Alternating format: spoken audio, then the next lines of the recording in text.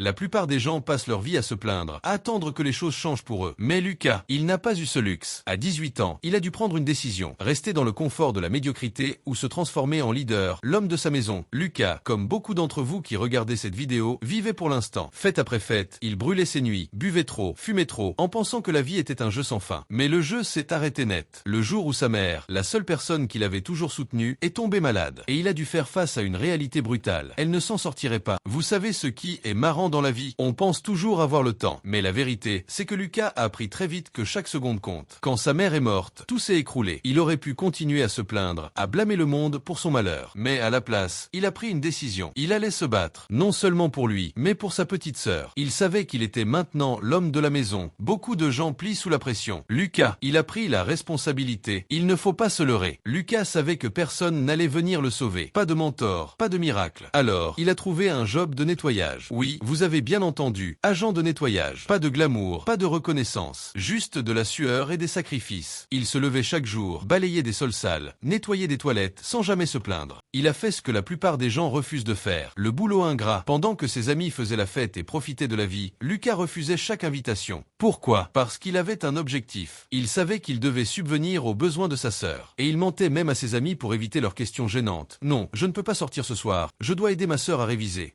Lucas avait compris quelque chose que beaucoup ne comprennent jamais. Le pouvoir de la routine. Il a commencé petit, en changeant leur alimentation, en cuisinant des repas sains tous les soirs. Petit à petit, il a créé une discipline de fer. Son quotidien était simple. Travail, cuisine, repos. Et il s'y tenait. Tous les jours. Sans exception. Voici la vérité. La discipline ne vient pas d'une motivation soudaine. C'est l'art de faire les petites choses de manière constante. De transformer chaque action en habitude. Évidemment, ce n'était pas facile. Ses amis l'appelaient, insistaient pour qu'il sorte, pour qu'il vive un peu. C'est là que la plupart des gens échouent. Ils cèdent à la pression. Mais Lucas avait un plan. Il avait déjà décidé. Si ses amis appelaient, il avait sa réponse prête. Il avait une mission bien plus grande que la satisfaction immédiate. Et il ne pouvait pas se permettre d'échouer. La vérité, c'est que si vous ne planifiez pas vos tentations, vous échouerez. Le monde est rempli de distractions. Mais Lucas, il était concentré sur une seule chose. Sa mission. Vous savez ce qui est incroyable? La transformation. Lucas est passé de ce jeune homme insouciant, perdu dans la fête, à un diplômé avec mention. Il a trouvé un emploi bien payé. Il a continué à prendre soin de sa sœur, à financer ses études. Tout cela parce qu'il a choisi de ne pas céder. Parce qu'il a compris que la discipline est la clé pour atteindre n'importe quel objectif. Regardez autour de vous. Combien de personnes peuvent dire qu'elles ont tout sacrifié pour réussir? Très peu. Lucas l'a fait. Et sa mère serait fière. Voilà la vérité. Si Lucas peut le faire, alors vous le pouvez aussi. Peu importe d'où vous venez, combien de fois vous êtes tombé. Ce qui compte, c'est la discipline. Ce qui compte, c'est de décider aujourd'hui que vous allez changer. Alors, qu'est-ce que vous attendez? Arrêtez de chercher des excuses. Prenez une décision. Soyez votre propre sauveur. Si cette histoire vous a inspiré, abonnez-vous. Parce qu'ici, on ne parle pas de rêve, on parle de résultats.